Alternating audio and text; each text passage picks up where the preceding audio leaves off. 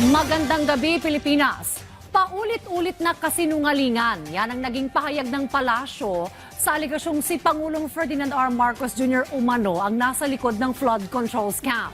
Hindi rin umano pang-award-winning ang mga aligasyon, bagay na dapat umanong siya sa atin kung sino ang nagmamay-ari ng sasakyan na sumundo sa grupo ng mga dating marino na nag-aakusa sa Pangulo.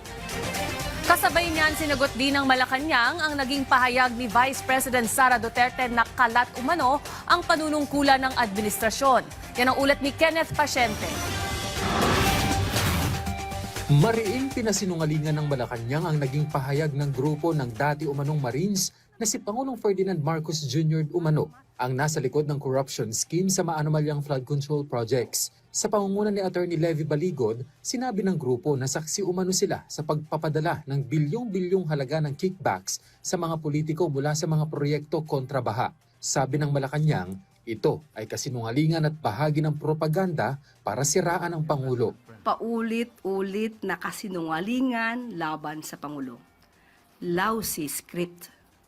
Hindi pang award-winning. Hindi malinis. Alam mo na may kasinungalingan. So, sino ba ang nasa likod nito? Siguro dapat malaman nyo kung sino ba yung may-ari ng sasakyan na siyang sumundo sa kanila matapos ang press briefing or press con nila. So, paulit-ulit na kasinungalingan. Trabaho na umano ng mga kinaukulang ahensya ng gobyerno ang pag-iimbestiga sa mapanirang akusasyon. Nandiyan ang NBI, nandiyan ang PNP. Dapat malaman nila to, obligasyon nila na kasuhan ang mga nagpapakalat ng fake news. Dapat pa ba silang utusan? Hindi po. Obligasyon ng NBI, PNP, DOJ. Sinagot din ng palasyo ang naging pahayag ni Vice President Sara Duterte na tila walang kaayusan ang pamamahala ng administrasyon ni Pangulong Ferdinand R. Marcos Jr. Sa isang interview nitong weekend, sinabi ng bise na kalat ang governance ng kasalukuyang administrasyon, bagay na pinabulaanan mismo ng Malacanang. Ayon dito, tingnan na lamang kung sino ang nagbitaw ng mga salita. Tama naman anito ang bise sa sinabi nitong hindi lahat ng kalihim ay magaling.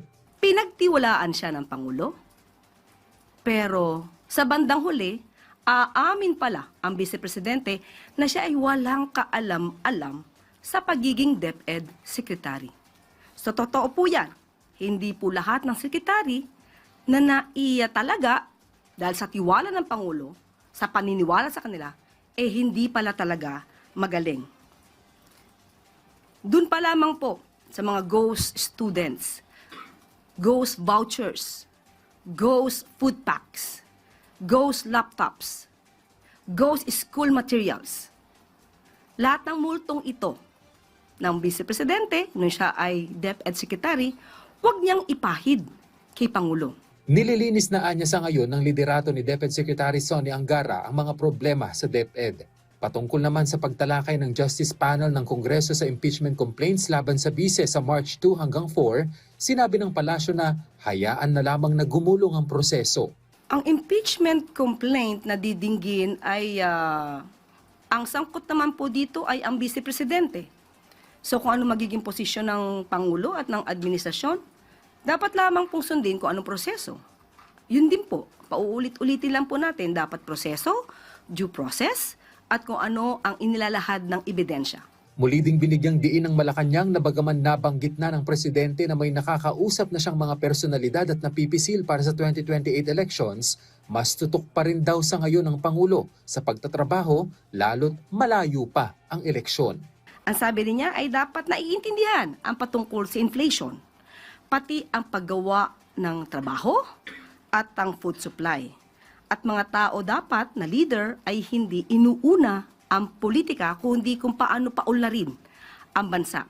So sa mga nangunguna o inuuna ang pamumulitika sa ngayon, mag-isip-isip at baka hindi kayo qualified. So yun lang po.